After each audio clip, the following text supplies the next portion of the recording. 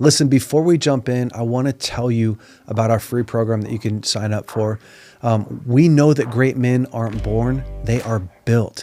And without fathers and mentors, so many men are lacking the confidence and the tools that they need to grow strong. So this is literally why we created our BraveCo course. Our mission is to equip men with the tools that they need to build strong, powerful, capable lives. So our first phase, our phase 1 of BraveCo, it's 12 weeks long. It's called the Foundations of Masculinity. How did God create man? How do you set healthy boundaries? We take you through how to create an ethos, which is your mission, your vision, your values, to go, what does it mean to be a Valentin? What's it mean to be a Smith or a Johnson? What does it mean to be you? We walk you through all that stuff. Listen, man, we've had thousands of guys go through our courses, and I've seen everything from addictions break off to marriages completely restored. But mostly I've seen men walk out of there with a completely new set of tools to lead their life well. Guys, it's free. We've removed all the excuses. You can go sign up today at braveco.org. This is the BraveCo podcast. I'm your host, Jason Valentin. Welcome back to the BraveCo podcast, men. This week, I have my kind of good friend. If I said really good friend, you were going to correct me. I mean, I wasn't going to this time, but I have before. I would say strong acquaintance. That's true. My strong acquaintance, Cole Zick, with me. Cole, thanks for coming, man. Yep. Glad to be here. This week, we wanted to talk about how to be a strong man on the front lines. Yep. And men, you can define what the front lines looks like for you. We're going to talk a lot about it, but this year I had a dream, a really powerful dream. And I don't often dream good dreams. I have a lot of bad dreams. It's because of how dark his subconscious is. My soul's dark. Counseling. Yeah. No. But I had this really powerful dream. I'd spent 3 days with BraveCo leadership team planning for 2025 and just looking at like, what are our goals and objectives? And I had this dream that I was on the front lines of a battle. And in the beginning of the dream, I was like gearing up. I was getting like supplies. I was in another country. I was in Russia. And all of a sudden, I find myself in my hometown of Weaverville. And I'm literally driving this vehicle that is hard to speed up. It's hard to slow down, hard to turn. I'm all over the place, which represents BraveCo, just so you guys know. And I get out of the vehicle and I have like an AR-15 and I'm literally like in the middle of Weaverville, the middle of town that I grew up in, my hometown. Tiny little mountain town. Yeah. 3,000 people. I'm literally in the middle of the town. And in the middle of our town is like a hill. So a hill comes over. And so I'm on one side of the hill and I know in the dream that the enemy is coming the other way. He's coming, like he's running at me. And so I pull up my rifle. This is going to get graphic. And I start shooting guy after guy after guy after guy after guy. And I'm going through and I reload a clip, a magazine, and it's like 10 round magazines. And I kill all these guys. Did you miss any shot? I didn't. Wow, no one. That's a dream. Yeah. It was a dream. Yeah. Cole wants to kill people. No, I'm saying only in a dream would you hit every shot. Come on, Cole. You've You've seen me shoot before, bro. Yeah, that's what I'm saying. Only in a dream. I crush you. So in the dream, I kill all those people and I end up, you know how like dreams, it switches a bit. I end up in this room with Danny Silk, he's my spiritual father. Basically when Danny was our pastoral counselor, overseer of the Transformation Center for a lot of years, incredible man. So when I saw Danny, I just broke down. I started crying in the dream. It was the first time that I like felt the emotion of what I was doing. Mm-hmm. And he started consoling me. He was like, "Oh, Jay, you're good. Like, this is okay. This is what happens in war. This is like, you're doing." And I told him in the dream, when I was shooting people, it felt like it was so easy. I was like confessing to him. I felt like I've done this my whole entire life. And then my dad showed up in that same building, and my dad was like really young his face was really young. And I knew that he was behind me in the battle. And I was the first guy, the front guy on the front lines. And right then the dream switched, and I'm back on the front lines, and the enemy brought me two prisoners of war. And the first guy, I don't know who he was. He was like on his knees. He had long red hair. The second guy said to me, I'm the best in the world at creating these drum magazines. We've all seen a drum magazine. It basically holds like 100 or 200 rounds. And he said, like in my dream, when I was shooting the guys, I had a 10 round magazine that I had to keep changing. But he said to me, he said, I'm the best in the world at making these drum magazines. And I had so much compassion for him because I knew that he was a prisoner of war. And so I said to him, I'm going to keep you for 1 year. And then I woke up from my dream. So when I woke up from my dream, I wrote it all down really quick because it felt very profound. And then I started thinking through, who was the first person that I shot?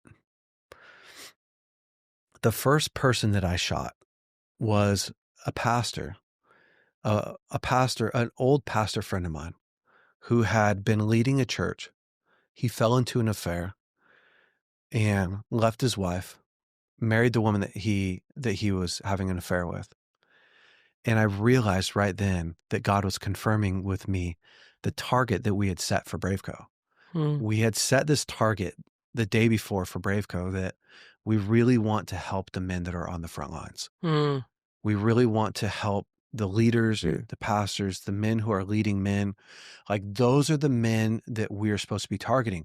But I had like this, I had this conflict. Like, am I sure? Because we were doing the discipleship ourselves. So then when I went to sleep and I had that dream, it's really interesting.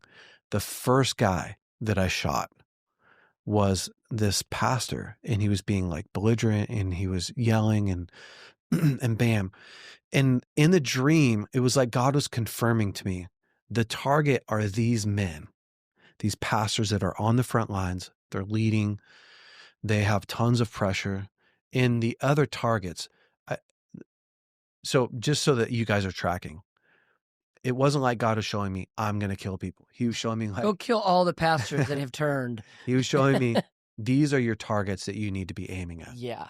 There were other men behind him that were friends of mine that I went to high school with. I recognized them. And it was like God was telling me, your primary target is this man. You're going to get these other second and third, targets, but this is your primary target. And well, and one of the things you shared with me, I don't know if you remember this statement when you shared this story with me before, or this dream, was that the mandate for this target isn't you're like stopping them or killing them. It's that you're helping them before they turn, before they go through these things 100%. That cause them to fall out of being in the front lines on the right side. Yeah. And that's what I was going to say is like, it's so confirming to me because this has been our goal for the last 2 years at BraveCo. And when we sat down and looked at it again, like, is this really what we should be targeting? For God to give me that dream, but also the confirmation is that guy who said, I'm the best in the world at creating this magazine. Yeah. He's going to to be able to expand and grow what I can aim and target, what BraveCo can aim and target at is incredible. Well, so I came back and basically talked to my team and I talked to you and really felt like if this is the direction that God is shifting us into and pouring fuel on, how do we step up and really help strengthen pastors and leaders, help these guys that are on the front lines, that are in the dirt, that are in the mud? How do we help them lead strong? Yep. And be strong and fortify their life. Yeah. And Cole, you basically took over a church 2 years ago. Yeah. And like you've been in the front lines, you know what it's like. And so when I started to talk to you, you right away were like, oh dude, I want to help. Yeah. Yeah, well, I mean, I think it's huge. Like, I've been in ministry for 20 years, but I've always been on teams, Yeah. right? And I have always been on a staff, which you don't realize what that provides Yes, it's true. until you're not in Insulation. it. Yep. Because when you're on it, you don't get to make as many decisions that you would want to make. You have to listen to other people. You have to take other people's input. You have a boss that you have to listen to, and my type of personality is the type of personality I want freedom, right? As you know. Yep. Um, but then there's a big step that we took 2 years ago that we stepped out to a place where the safety net is gone. Mm-hmm. Like if we fail now, we fail. Yeah. Like when we were with Moral Revolution, if we really had a bad year or a bad event and we lost money, like your dad would have reamed me, but he also would have covered me. Yeah. Right? Like you're gonna force us to grow from it, but I'm not like Yeah. the livelihood of my All family the pressure is isn't not gone. on you. Yeah. Right? Like he's not gonna fire me because we made a mistake in an area, right? And lost some Yeah. money on something or whatever the situation would be. Same thing before that at Capitol, at the church that we were at for 13 years. Now, if we don't lead well, if we don't Mm-hmm. build well, if we don't hear the voice of the Lord and create what he calls us to create, and everything falls apart, I lose a paycheck and my ability to support my family. Yeah. And then in that own sense, how do you continue to do well and keep your motives the right? Yeah. I'm not doing it to keep getting a Mhm. paycheck. I'm doing it to serve the Lord. And so you find it's interesting, the muscle that has needed to be Yeah. built in our life in the last 2 years that I'd never had to build before. The muscle when you're carrying more weight and there's less people carrying that weight with you. Yeah. And then I would say, I think when you shared that dream with me and we talked about it, I thought, oh man, my heart and my spirit jumped at it, because I would say the reason God has really blessed what we're doing, right? Like, this, the Yep. churches went from 75 to 550 or 600 is kind of where we're at on a Yep. Sunday now. Tithe has grown, ministries have grown, youth ministries relaunched. Like we've had lots and lots of great momentum Yep. of what is happening. And you look back at the last 2 years, absolutely the Lord, because the Lord willed it. But also I can point to a multitude of conversations Mhm. that I've had with you, that I've had with your dad, that I've had with Doug Reed, who's Caitlin and I's spiritual dad. Like he is to us what Danny is to you. I've had with Dan Fairley. I've had There's all these other leaders. Yeah. right. Like I've had all of these people that for no value to themselves have chosen to make our success their success. Yeah. Right. That have like answered the phone call. Like a guy, Michael Wilson. Yep. He's the security guy at Bethel.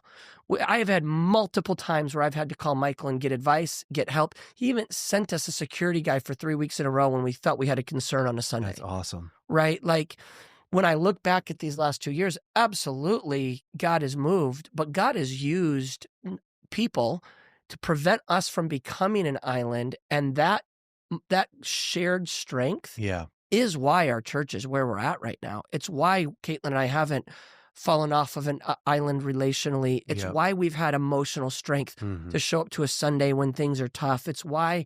So I think when I feel like we're the beneficiaries of somebody who was choosing to fight for us before we even knew we needed it. And so when we talk about like, hey, how can we support pastors? I'm like, oh man, I want to be in on this because I feel unfairly supported. I feel like I've been unfairly covered and valued when I could have been in an island in our own small church in a small city in Northern California. We haven't been left alone. And that lack of being left alone is without a doubt why not only is the church thriving, but my family's just as healthy as we were 2 years ago. Yep. My kids are even healthier than they were 2 years ago. My relationship with Caitlin is just as strong as it's ever been. Why are all of those things strong? It's because of the voices in my world. And so we want to create that for people. Being a leader, being a pastor, being a men's leader, honestly is one of the loneliest jobs in the world. It really is. A pastor, you carry this weight, this responsibility, this idea that you have to do everything, right? You have to counsel the married couples. Yep. You have to teach the messages. You have to lead the men. You got to do all You got these to things. manage the finances. You have to make the Everything. decisions. You have to choose Set when to up, hire and to tear how much to pay and where are we at? Is tithe support this decision? All of that. And then on top of that, right? Where does a pastor go when he's under all that pressure?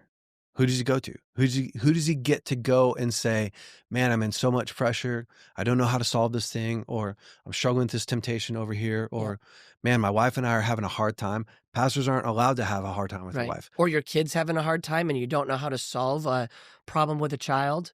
That to me is can even be more weighty, is I don't know what to do with my kid, right? All of it, right? Like, where does a pastor go to get re-strengthened, to get resharpened, to get fired up, to get some direction, some vision?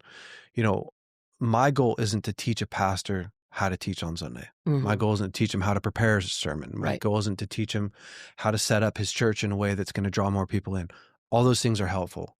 My goal is to help offload the weight that the pastor's carrying, to help him fortify his mental, emotional, spiritual health, which really is the thing that I've been doing for a very long time. It's what we're both really good at. And to get him back plugged in with a group of men that are strong. Yep. And so what we thought, man, what if we put on this really intentional, if we were just really intentional and we did 4 weeks, an hour long, not 5 hours, not 2 hours, but we did 4 weeks together, an hour long. And we took pastors from start to finish, pastors/leaders from start to finish on first, how to offload your backpack. So many men have all this weight in their backpack, pastors as well, that they've been carrying all throughout the church. Again, it's these marriages that I can't solve. It's my own marriage. It's my kids. And then your past stuff and your own secret stuff. And like, we got all this stuff inside of us, learning how to offload that, learning how to have needs, how to set healthy boundaries.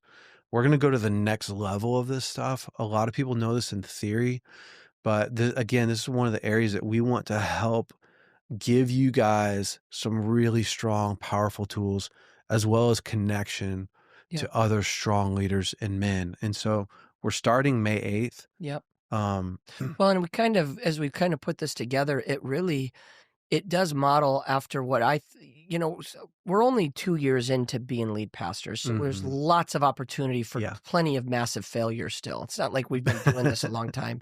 We've been in ministry for a long time. But I think as we kind of put this together, trying to find the equation of what, not this question, not what's caused our church to grow or thrive.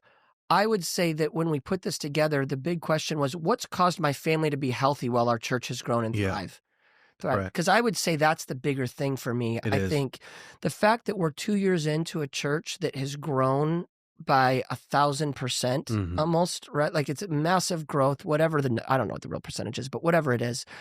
And that I can still say my family's just as healthy or healthier today than it was before. That's the goal. That's what we put together is how can I lead well with church, but then also lead well at home? How can I lead my wife with strength and my children with strength and the church with strength and not cause those things to suffer? So, this 4 weeks that we're doing, we really did put together with that intent, like, hey, what's some of the ingredients that helps create space for us to have the weight of leadership in a pastoral role. And we specifically are doing this for pastors that are in a vocational role of pastoring where you carry the weight of a ministry. It doesn't have to be the lead pastor, but you carry the weight of a ministry. It's true. And you say, man, I want to lead my ministry with strength, but I don't want to have to sacrifice leading my home with strength in order to lead my ministry with strength. That's true. I don't want to have to sacrifice leading myself with strength in order to lead my church with strength.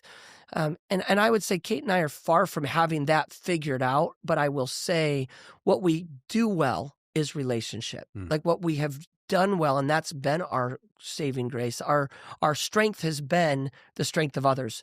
Our strength has been the Lord, who the Lord's put around us. Yeah. And so the cohort that we're putting together is intentionally for that purpose. Yep. How do we help pastors not have to feel like they have to quit to solve their family problem? Feel like we don't want them to feel like you have to give up so that your marriage can be healthy. Yep. We don't want you to feel like you have to change a ministry, leave a ministry, whatever, just so you can get healthy. Like, we want you to be able to have great conversations, be super connected with your children, super connected with your wife, and super connected with your church. Yeah. And how do you do all of those things together so that we can lead strong? Yeah. I'm excited, honestly. For me, I just feel like this is an opportunity where I get to pour my strength, my effort, my energy to partner with a bunch of men who are really on the front lines. And I know for you, you feel the same way. And so we want to invite you into that, men. If you're listening to this and you're like, oh, my pastor should be in this for sure. Mm-hmm. We're charging $97. So this course, we wanted to make it as affordable as possible for every single pastor. Listen, we're not going to turn anybody down. So if you're a leader, if you're a pastor and you're leading your church and you're like, man, I can't afford the $97, no problem. We'll cover you. We've literally never turned anybody down. What we wanted to do was we wanted to put enough skin in the game that you show up. Yeah. But not so much that it becomes this burden on somebody. That's right. And so, Cole's church will cover it. BraveCo will cover it. You will. We'll cover it. Cole's church. Yeah, you will, bro. I just put you on the spot. He'll cover it. Yep. I'll cover it. We'll figure out how to get you guys in at no cost if you can't afford it. But it's $97 if you want to pay it forward for your pastor. So that's a really another way that you could sow into a leader, your men's pastor in your life. Be like, man, I signed you up for this thing with Cole and Jay. It's going to be fantastic. It's $97. I covered your cost. That's a really cool way that you can do it. You can go to braveco.org/churches and all the information will be there. You can also click a link in the bio here to sign up for it. But again, to me, this is like, why I'm so excited about this, just the last piece, is this isn't something that I came up with. To me, it's something that I came up with. No, this feels like a mandate from God. Yeah, it does. I actually feel like the Lord said, this is what you're to do. I really do. I really feel like this is a mandate from God to start to find really creative, helpful ways to serve the men that are on the front lines. And I just want to be really clear, like, every man's on the front line of the battle that he's fighting. I get that. You're on the front line of the battle of your family and businessmen. But I really felt like the task that God gave me with BraveCo for this season, for this project is pastors. Yep. So we want to help you guys. We want to the marriage that I have, the foundation that I have emotionally, mentally, spiritually, we want to give that to you. We want to help you be strong. We want to run with you. So again, if you're listening to this, I really want to challenge you. I really do. I really want to challenge you. Like, if you have a pastor in your life that you want to sow into, please send him here.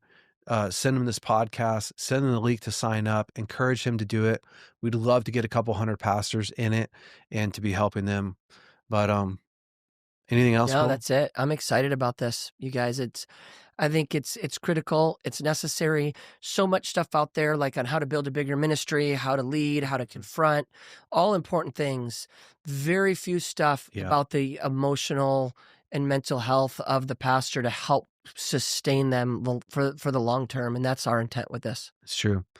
Guys, thanks so much for watching this. Please, please, please share it with your pastor. Share it on your social media. Send it forward. We love you guys. Thank you. Stay brave this week. Hey, BraveCo men. Hopefully you loved this week's episode. Listen, if you have not subscribed to our podcast, you are already behind. Go ahead and click right here to subscribe to our podcast. And if you have not watched last week's episode, you can click right here and watch last week's episode. And listen, if you want to upgrade your wardrobe, you can check out some of our new hats that we have in stock and all our other swag. Go to braveco.org and you can look at our store there. Have a great week. We'll see you next week.